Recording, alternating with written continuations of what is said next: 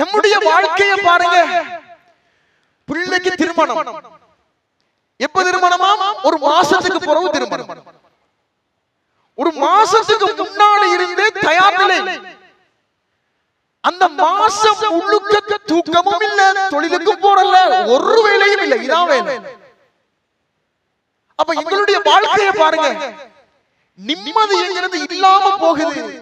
ஆனால் சஹாபாக்களுடைய வாழ்க்கையில பெரும் யுத்தம் என்று சொன்னாலும் ரசூலுல்லாஹ் தூங்குங்க நாங்க சஹாபாக்களுக்கு தூக்கம் போகுது. அப்ப உண்மையான நிம்மதியை அல்லாஹ் தஆலா எதில் வைத்திருக்கிறார்? உண்மையான நிம்மதி என்று சொல்வது எது? எவ்வளவு பெரும் சோதனைகள் நம்மை வந்து அணுகினாலும் அந்த சோதனைகளை எங்களுடைய வாழ்க்கையில் சாதனைகளாக மாற்றி அல்லாஹ்வுடைய அருளை பெறுவதுதான் உண்மையான நிம்மதியான வாழ்க்கை. அல்லாஹ் சொல்றான் பாருங்க, சூரத்துன் நஹ்ல் என்று சொல்லுகிற அத்தியாயத்தின் 97வது வசனம்.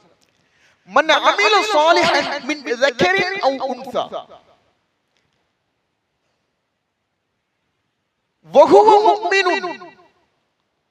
ஒருவன் ஈமான் கொண்ட நிலையில் அவன் ஆணாக இருந்தாலும் அல்லது பெண்ணாக இருந்தாலும் சரி, யாராக இருந்தாலும் நல்லமல் செய்வானோ ஃபலனுஹியன்னஹு ஹயாத்தன் தய்யிபா, அவர்களை நாம் ஆரோக்கியமான நிம்மதியான வாழ்க்கையில் வாழ வைப்போம். அல்லாஹ்வுடைய வாக்கு என்ன?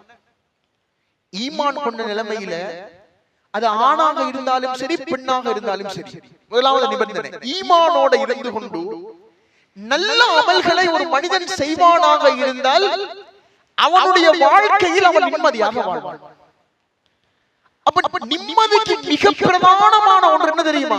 ஈமான். ஈமானுடைய 6 அடிப்படைகள் நமக்கு தெளிவாக புரிந்து கொள்ளப்படும்.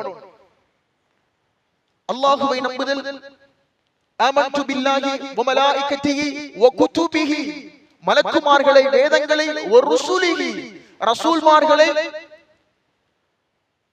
வல் கத்ரி கைரிஹி வ ஷர்ரிஹி மினல்லாஹி தஆலா, அல்லாஹ்வுடைய விதியை, மறுமையுடைய நாளை, இந்த 6 விடயங்களையும் ஒரு மனிதன் சரியாக நம்பணும். எங்களுடைய ஈமானில் ஏதாவது ஒரு குளறுபடி இருக்குமாக இருந்தால் நம்முடைய வாழ்க்கையில நிம்மதி இருக்காது.